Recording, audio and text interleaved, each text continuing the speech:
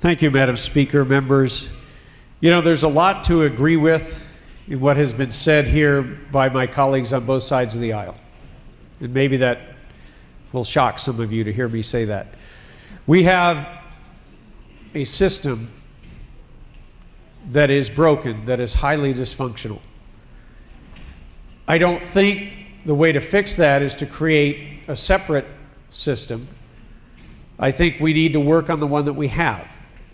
I think we have to understand and actually acknowledge that a system that allows people to come here and get a PhD and then kicks them out before they can create any jobs and help us return that investment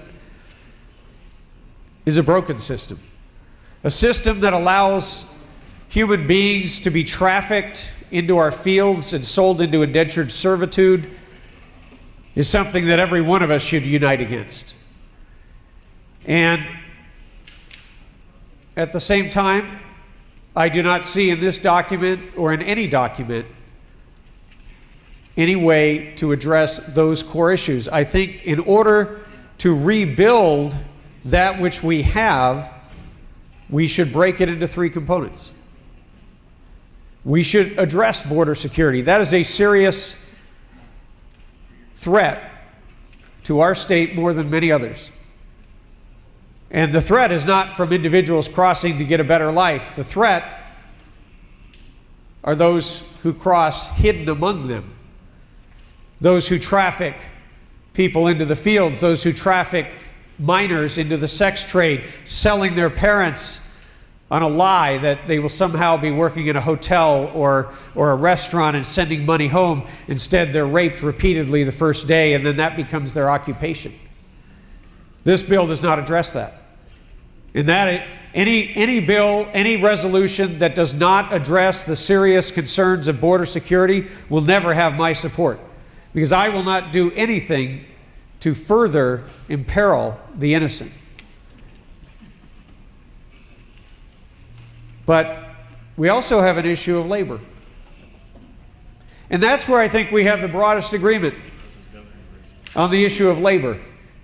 We acknowledge that many of the immigrants who have come here, even though they've crossed illegally, they're extremely hardworking. And in almost every other way, they're very admirable people who are just desperately fleeing the breakdown of their own country. What I would say there is that we need to take into account the economic interest. When you have 3 million people out of work, you need to tread very carefully before you open up the floodgates and bring in more labor, because that is a concern. And I haven't heard anyone here address the concerns of those Americans who are out of work, those Californians who have given up looking for work, that might take a job at a construction site if they weren't pushed aside for somebody who will work for less. So I think there's a lot of work that we could do. But at the same time, with individuals who are fleeing the breakdown of the rule of law, we would be remiss if we undermine the rule of law with our reforms. So the last thing I would say is we do need a pathway to citizenship, but we have a pathway to citizenship. We have a process. And the one question there really is up to those who have come here illegally.